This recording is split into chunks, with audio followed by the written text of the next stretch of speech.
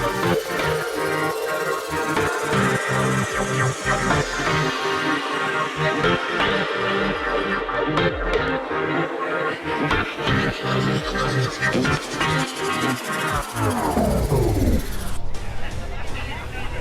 it's Simon and James at South OC Cars and Coffee. We thought this morning when we got here, when we couldn't see our hand in front of our face because of fog, that we were going to have a quiet morning this morning, and yet we got some pretty cool stuff that's turned out, and both sides of the exotic row nearly full. We got some good stuff today. I think we have more McLarens today than I've ever seen before. I think we have 5 or 6 Arturas. I don't think there have ever been that many in one place aside from the McLaren Service Center. Yeah.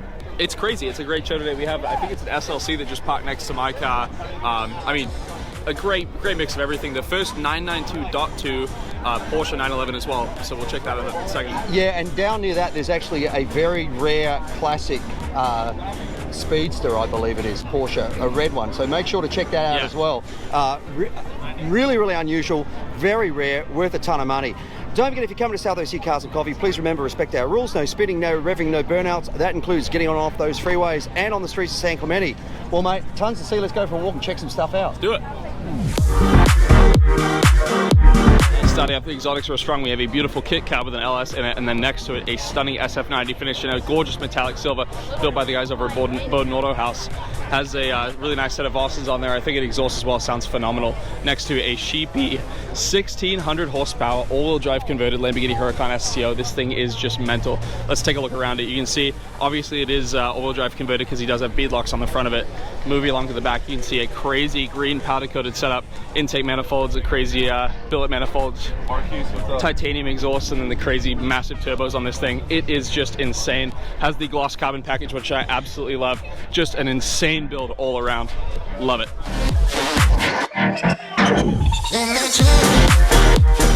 Very neat spec on this Huracan Evo. When I first walked past, I didn't notice the seats, but it actually has a beautiful blue interior on here, tons of leather throughout it, 1016 forged carbon wing, and a Sopra Bianco paint. A very pretty spec on this car, very understated. Love it. When I first saw this car rolling in, I thought it was Jace over from Next Level Detail, but it is a McLaren 750S instead. Same paint, absolutely love it. These really cool kind of aggressive wheels on there, 765 style wing, and that center exit exhaust, the USB-C, very cool. And then I know I mentioned that we had a few McLarens before. Here's the lineup before them. Starting off with the Artura from the guys at McLaren Newport Beach next to a beautiful 750 Spider. We've had this thing here before. It has the exposed carbon package. It is beautiful, has this crazy MSO hood on it. Comfort seats, black on the inside, that crazy carbon exterior on there. Just very pretty. Next to a very tame white 750S. This one doesn't really have too much carbon fiber on it. Very understated, love the orange brakes on it. Very pretty. Next to a blue Artura again. Out of these 4, which one are you guys going to take? I think I'm going to have to go with the black 750, but again, I'm a little biased.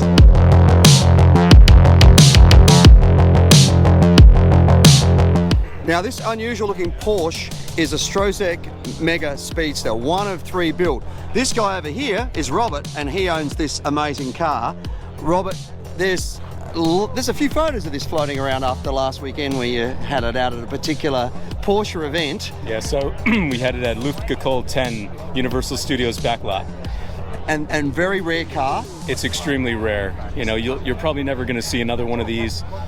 This one was built about 30 years ago. If you remember Bob Anziano's Bad Boys Cars, he built it. He was the California dealer for Strosek, and it's a full wide body kit, fully molded from front fender all the way back to the other side, all one piece. You know, he was doing this stuff before Singer, before Gunther Works, all the big tuners. He studied under Luigi Colani. He built cars for Koenig Specials. Right. So, you know, this is an incredible sculpture, piece of art that you can drive. Now, so the donor vehicle, what year was this? It's an 89 Speedster. 89 underneath. Speedster. And I won't go into the value of it, but I think I saw you talking to the guys from Daily Driven Exotics, like even the seats in the car are rare, correct? Yeah, the seats are probably worth about $25,000 if you can find a set. They're from a 964 Speedster, actually. Right. We can pop open the door and check them out. Yeah, let's do that. Let's have a look. Yeah. So how did you come to own the car? So I was looking, I love unique vehicles. You profiled one of my other vehicles, the the pizza rocket, as I call it. Yeah. But I love anything unique, and I remember these cars from DuPont Registry when I was growing up, and I couldn't obviously attain it 30 years ago. But, you know, now it's an affordable dream car for me. But these are paint-matched 964 Speedster seats. You know, they were built by Recaro. They're extremely form-fitting. It feels like you're getting a hug from the car. Yeah, that's awesome. It's really incredible. And were the original wheels that came on the car? These are not the originals. Right. I would consider these OEM Plus for what would have been available. These are 18-inch OZ Futuras, which look amazing on anything 80s, 90s. Yeah, they're 9 inches wide in the front and 11 inches wide in the rear.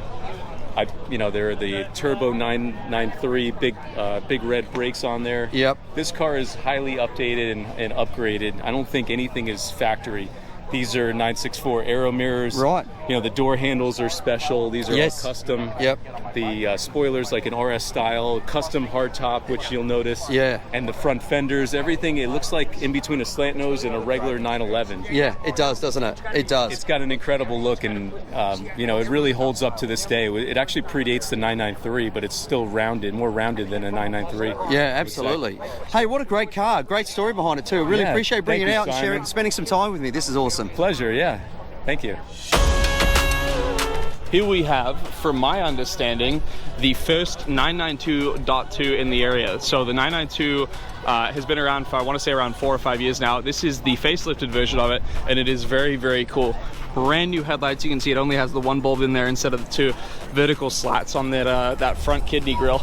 And then inside, looks pretty similar, except they got rid of the turn action for the key. It's a push to start now. You can see around the back. This is kind of the most drastic change. You can see that the tail lights are different. Instead of this one bar across, it actually comes down, and the Porsche breaks it up in the middle. But very futuristic looking. Very, very cool. I'm really excited to see what the GTS and, more importantly, the GT cars look like. Love it.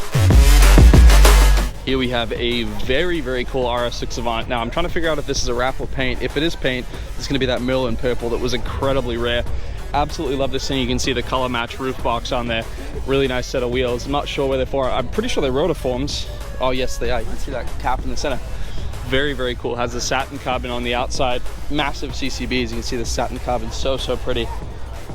Just a very, very clean car. I think the ultimate daily driver. I absolutely love mine. Celebrations all in my house. Levitating now, I'm super duper fly now. London boy. So I was looking at this 812 Superfast, and I noticed that we have a DBS Superleggera. So I think this is a car that deserves a little bit more love. It's kind of in the same category as the GTS. Between these two cars, you have the V12 and the V12 in this as well.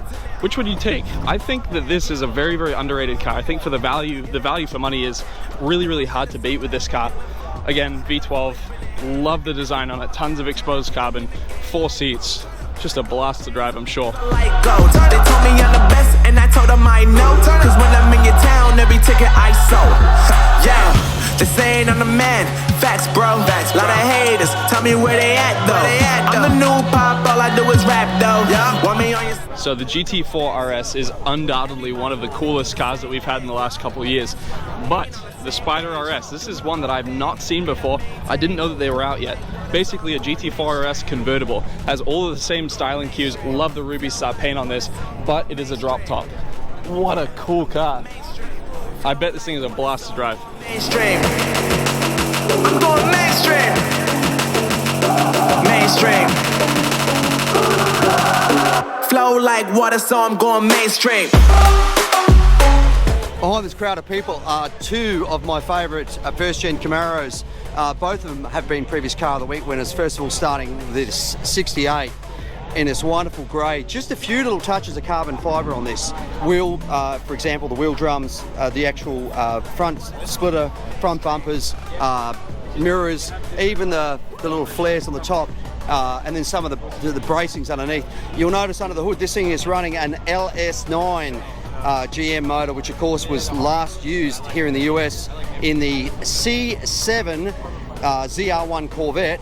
used after that actually in Australia in the last of the Holden or HSV Commodores and Maloos. This particular car, magnificent interior, just very, very nicely done. I love the instrumentation because it looks kind of period correct, but it's modern.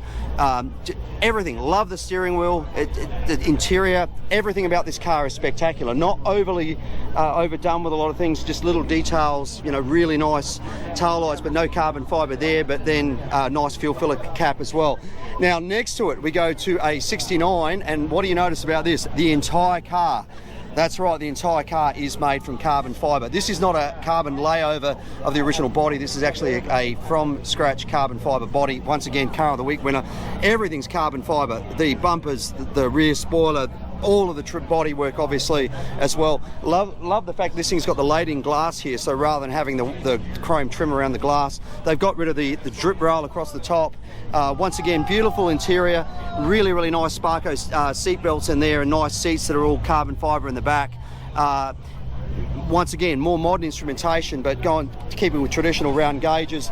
Beautiful wheels, wheelwood brakes, and then under the hood on this particular one is an LT4, which of course was used in the C7 Corvettes as well. So, and of course Camaros as well, the Gen 6 Camaro. So amazing, two amazing cars, both a great resto mod take on, I think it's probably my favourite generation of Camaro, even over the one that I've got as well. These two are absolutely spectacular.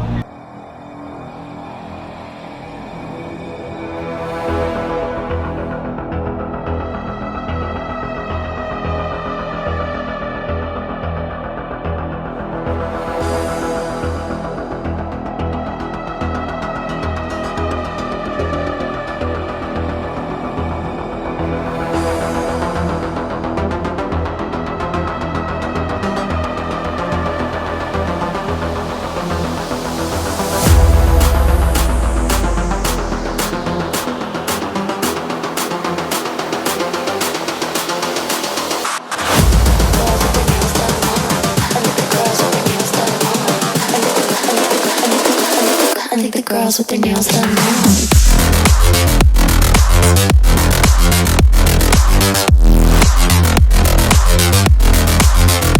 Girls with their nails done. I like the girls with their nails done.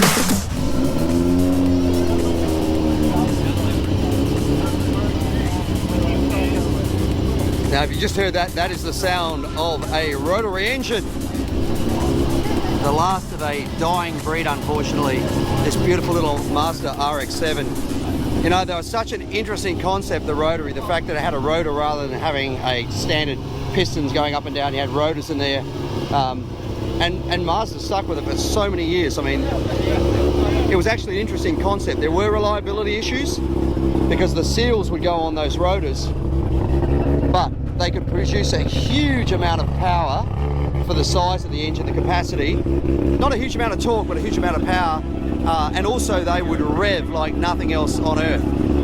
As I said, downside, the seals would go and they'd use oil, and they were also, well, not the most efficient of engines. The gas mileage wasn't overly good, but still, it was so great that there was a different engine, internal combustion engine that was available. So, and they got such a unique sound. We used to call them egg beaters when I was a kid growing up because of that unique sound. But very cool. I still love them.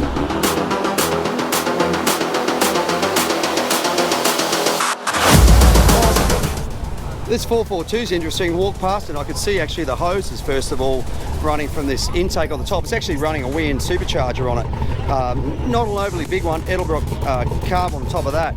So I'd be interested to see what sort of power this thing's making, but it's a clean looking car. And an alternative to the Chevelle, if you didn't feel like that, or a Pontiac GTO, the 442 was another option, but within that same family of bodies within GM. So interesting to see that sort of old school horsepower bolted onto this thing.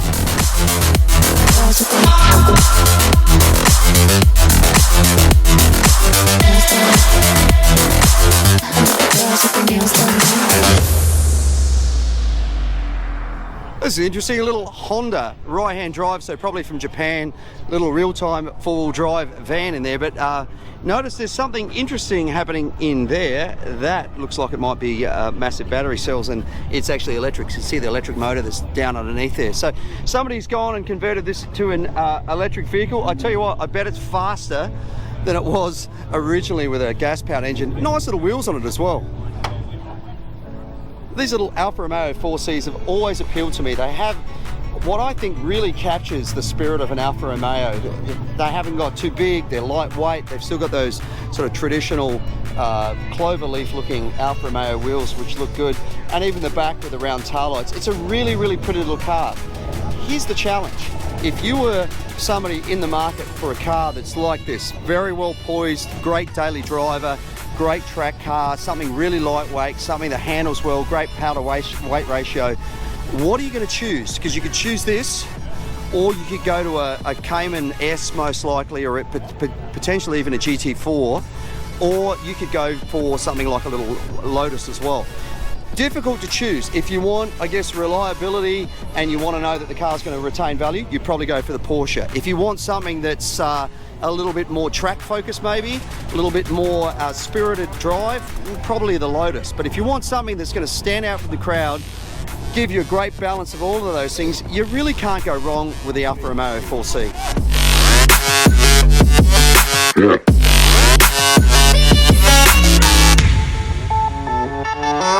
Yeah.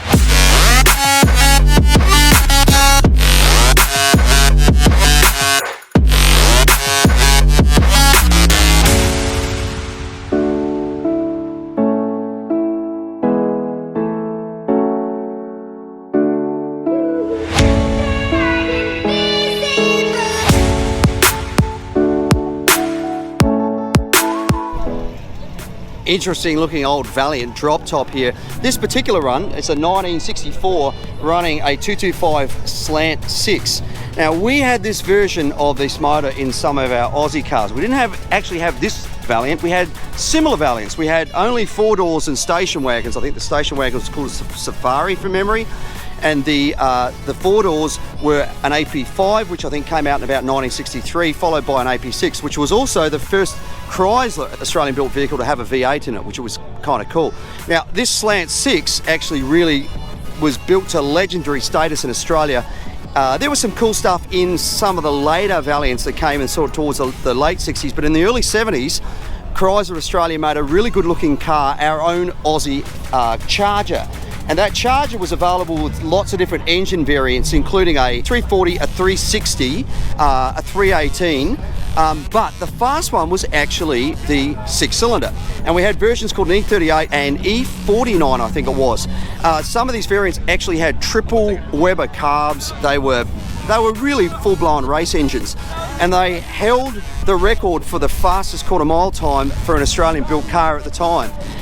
Some of them only had 3 on the floor, 3-speed, which means they weren't necessarily good at a lot of circuit racing because they didn't have the gear ratios that were really conducive to circuit race.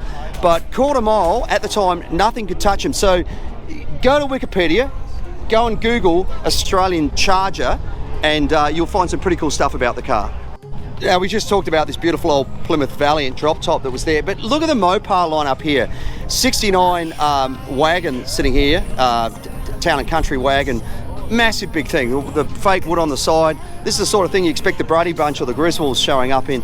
Next to it, look at this, just absolutely beautiful, classic Mopar through here. I mean, look at this, there's Roadrunner through here, Barracuda through here, Challenger down here. That's a 340 with a 4-barrel.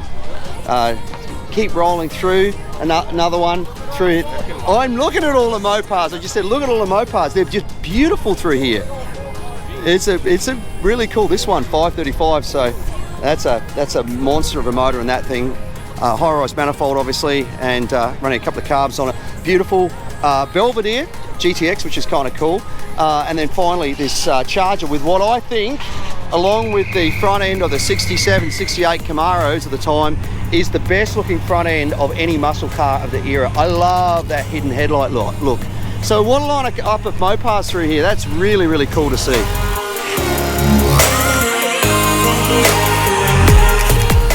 look at this crazy old Jeep station wagon.